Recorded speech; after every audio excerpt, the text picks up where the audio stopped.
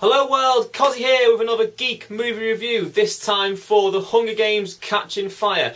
Now, apologies that this is a little bit late and last week's video just basically didn't appear at all. But that was because of this tree, which as you can see has completely uprooted, managed to take down those, which are the phone lines, one of which runs in to my house, and it was repaired yesterday, so I've had no internet, so there's been no point making a video because I wouldn't have even been able to upload it, sadly.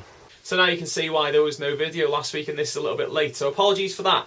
But The Hunger Games Catching Fire, for those of you who don't know, this is based on the book Catching Fire, which is the second in the Hunger Games trilogy and follows the first book and movie starring Jennifer Lawrence. So following on from the first movie, Katniss Everdeen and Peter Millark have become targets for the Capitol for their act of rebellion, becoming the first duo to win the Hunger Games, which has actually sparked rebellion throughout Panem, which obviously is unfolding as this movie takes place. And basically, they end up back in the arena one more time. So what did I think of the movie? This, personally, is a vast improvement on the first movie. If you haven't seen my review for the first movie, there's a link there, you can pop out and watch that. But I wasn't hugely impressed. The book I was a big fan of, the movie not so much, although obviously Jennifer Lawrence was fantastic in it. This movie is much, much better. And as it comes from the favourite book of the series for most people, that is no surprise. It felt like this film could have been split into two movies. Now, I know sometimes I complain about people doing that with book series because it seems like they're milking the franchise for more money.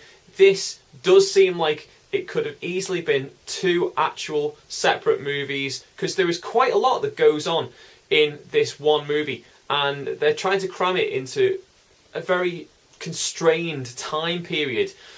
But it does work. There are some changes from the book. Some are very obviously done because of the time constraints of the movie. Some, I don't know why they did them. I'm not going to tell you what they are. If you're a fan of the book, you'll see them. If you're not a fan of the book, it'll work perfectly. If you're a fan of the book, you'll really notice them. And some, you'll be like, well, why did they do that? Why did they not include that? Why have they changed this section? Why have they just added bits here and there?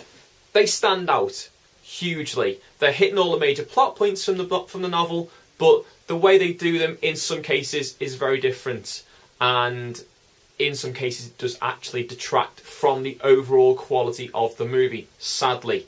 Performance-wise, outstanding from the majority of the cast. Jennifer Lawrence carries this. Even if everyone else was terrible, Jennifer Lawrence would make this an average to good movie just on the fact she is such a strong lead. Josh Hutcherson and Liam Hemsworth are effective as Peter Millark and Gale. Woody Harrelson's fantastic. Elizabeth Banks almost steals the show. She is fantastic as Effie Trinket.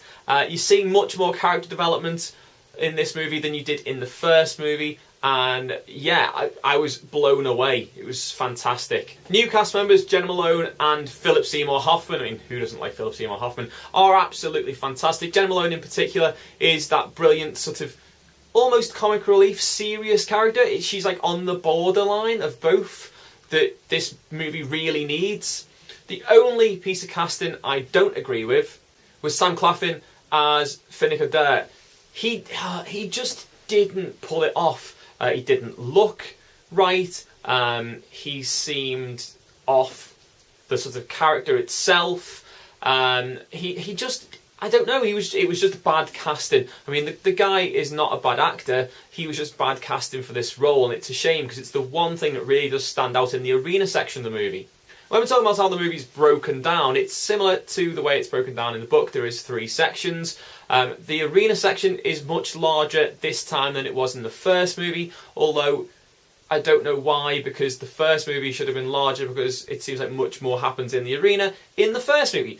But that's just how the screenwriters have gone with it. There are still sections that seem rushed slightly, where a little bit more time could have been spent developing the characters, developing Panem itself.